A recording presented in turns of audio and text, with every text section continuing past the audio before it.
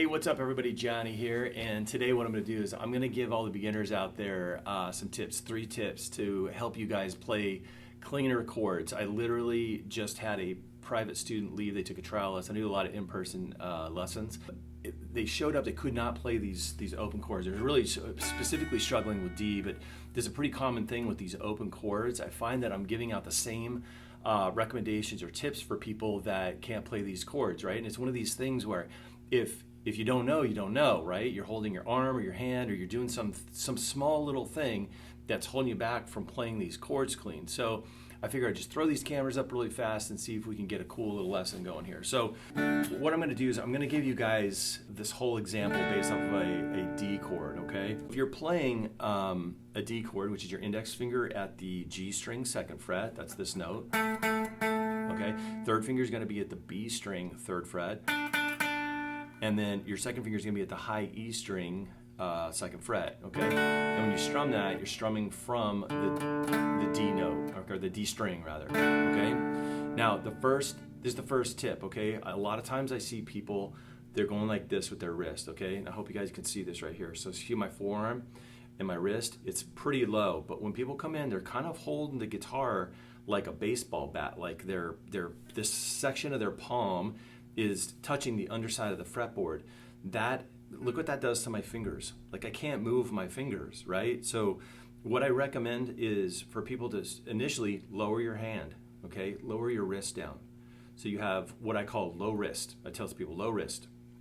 Okay, and this is very, very similar to if you guys have ever seen the old school piano teachers where you're learning how to play piano, and your wrists drop down like this, and they're they take the ruler, like the old school thing, and they're like, you got to bring your wrists up like this, right? So it's the same sort of thing. You want this same sort of form or orientation with your hand, but reversed, right? It's because we're playing guitar. So again, if my wrist is up, that wouldn't be good for if I was playing piano, right? But I want this. So if I turn my hand over, I've got a low wrist. Okay, so it's kind of reverse of what you would think of with the piano, but it's the same idea, okay? Tip number 2, you want to make sure that your thumb on your left hand, or whatever your fretting hand is basically flat on the back of the neck, okay? So you want a flat thumb. Now, you're going to see people raise their thumb over the fretboard. This is like a very common thing, and it's necessary once you learn how to play chords, but we're not at that stage, okay? What people are doing is they're either fretting a note on the bottom string, or they're muting that string out. And oftentimes when I play a D chord, my thumb is curled over the top of the fretboard to mute that string out so my right hand can strum, but we're not there yet. What we're doing is we're just trying to get clean chords to happen, okay? So for right now, what I want you guys to do is just make sure that your thumb is kind of flat, and you want your hand relaxed too, right? You still need to add pressure, but you want your muscles relaxed. You don't want it to be tense, okay? If you're tense, you're going to be adding more pressure than you need on the notes, and it's just going to cause your muscles to fatigue sooner, okay? So low wrist, flat thumb, okay? And flat thumb is this thumb over here, okay? The next thing you want arched fingers, okay? And what I mean by arched fingers is what the opposite of an arched finger is this, right? Clasped fingers, right? Now, if my fingers are collapsed, if I play a D chord, right, and my finger, so oftentimes what I see is the 3rd finger, it collapses like that, it buckles, right? So if I play these notes, they all sound pretty clean, okay? If I buckle this finger right here, it blocks this high E string from ringing. So what you're doing effectively here with this 3rd finger is you're trying to create a little bridge so that it rings through to this fretted note over here at the 2nd fret, okay, your 2nd finger note, okay? If your fingers are buckled, they're going to be getting in the way of notes in back of the fretted note. In this case, it's the 3rd finger note, okay? So again, if I play this chord and I buckle my finger, as you can start just a little bit, you can hear it, right? Right? And as soon as I do this, that note shows up. Okay, so really, really important. Even if I play another chord, like I play E, right? If I buckle this finger down, so I play each note one by one, and I buckle that finger just a little bit, hyperextend it down, you can hear hear that that's touching the string, right? As soon as I arch my finger and I get a bend in each one of these knuckles, you hear those notes come out, okay? So we've got low wrist, these are the 3 tips here. Low wrist, flat thumb, arched fingers, okay? So if we go back to this, we don't want this necessarily. We don't want our palm up, so that's the low wrist part, okay? Flat thumb, flat on the back of the neck, means you're not over like this right now, okay? You want it flat on the back of the neck.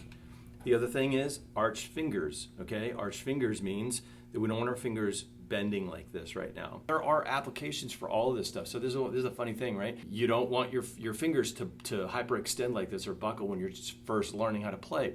But it's a completely necessary thing when you do other stuff. So it all depends. But right now, if you're just trying to get these chords down, make sure that your fingers are super arched, okay? Now, just a real quick application of a buckle or a hyperextended knuckle that works, right? If I'm playing a lick or a lead line or something like this, I need my finger to do that, okay? But the difference is that I'm doing it at will. I'm telling my fingers when to do it and when not to do it. So in the beginning here, when you're trying to build up some muscle in these fingers and get them to behave a little bit, it's oftentimes when you push hard or hard enough to get the note, the finger collapses, right? So that's practice and building up a little bit of muscle in your fingers. Now, what I'm going to do is, I know I was going to give you guys just 3 tips, but I'm going to give you a couple more tips. Another thing that happens, I see a lot, that blocks strings. So if you had everything in place, you had the low wrist, flat thumb, arched fingers going, and you still didn't have notes, this saved mainly for the D chord. It's this top note, this skinny string note, the high E string note that doesn't come out. If I see my arm, my elbow, this elbow over here, see how I kind of swing it out like this? Listen to what happens to this high E string note. When I move my elbow, you can see that I'm not doing anything with my fingers.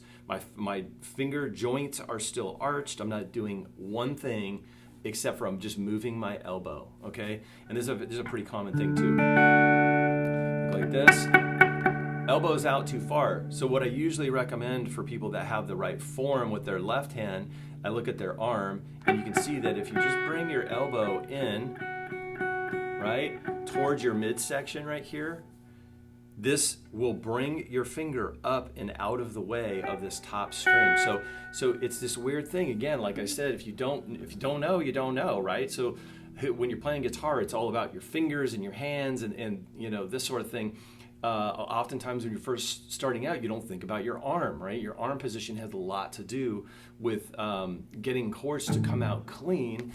And in the beginning, you know, you need every little thing that you can get to help you along. That's, again, not to say that now I don't have my arm or my left elbow tucked in when I'm playing guitar. That's not a thing, right? After you play for a long while, your arm can get a little more free, you get some calluses on your fingers.